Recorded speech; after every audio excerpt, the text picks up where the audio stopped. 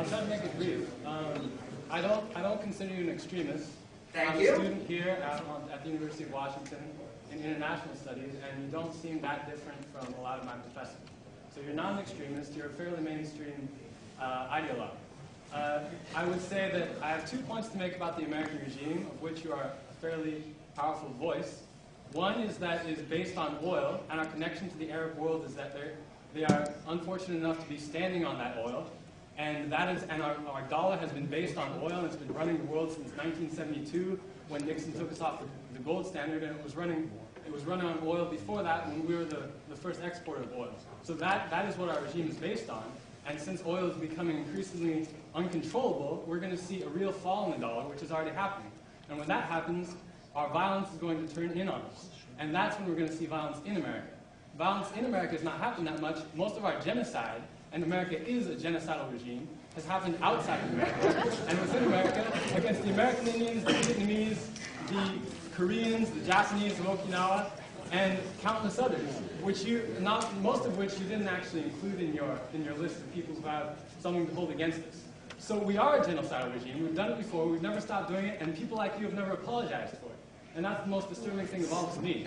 So my question has to do with your assertion that there can be no both victim and perpetrator in the same person. So I would disagree with that. Wait. I didn't say that. I said it was morally obtuse and obscene to confuse victims and perpetrators. Okay, well, I guess that's a little more complicated, but I would say that the American soldiers who are going to Iraq right now are both victims and perpetrators. There's a genocide going on in Iraq right now, and there are 1.2 million dead Iraqis right now because of the American invasion.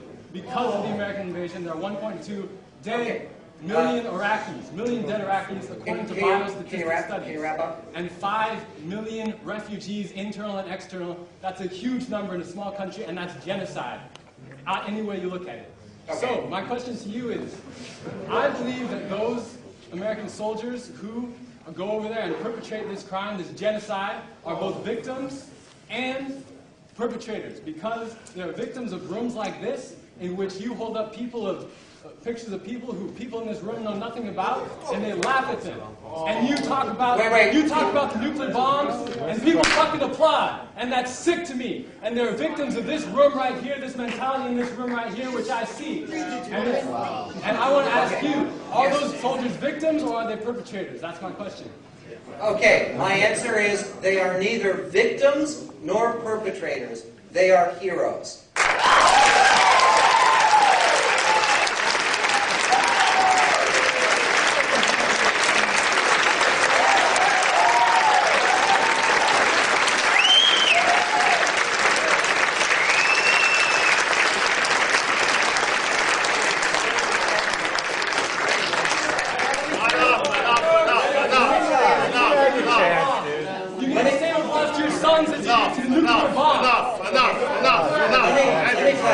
First of all, when people applaud for what I said about Hiroshima and Nagasaki, they were not applauding the tragic death of 220,000 Japanese.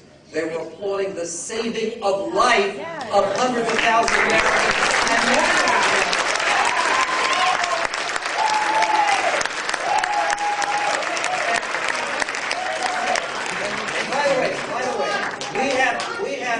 In this room with us tonight, we have here some people who have served our country in Iraq, and I believe you should speak to them about what you call a genocide. I mean, one of the things that was very striking to me and very deeply moving is one of the things that one of the support organizations for the troops has been asking for is for people to donate Beanie Babies.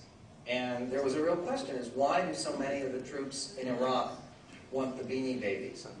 And apparently they want them because they're particularly beloved by Iraqi children. Now, is that just because the American troops are kind and decent and they're good guys? They are. But those Beanie Babies can purchase American lives because they give them to kids and they tell them where the IEDs are. And the idea that Americans want, that it's genocidal, There are Americans who have given their lives, who have died to save the lives of Iraqis. We don't want to kill Iraqis. We want the government to stand up and to run and function as a pro-Western, decent member of the family of nations. And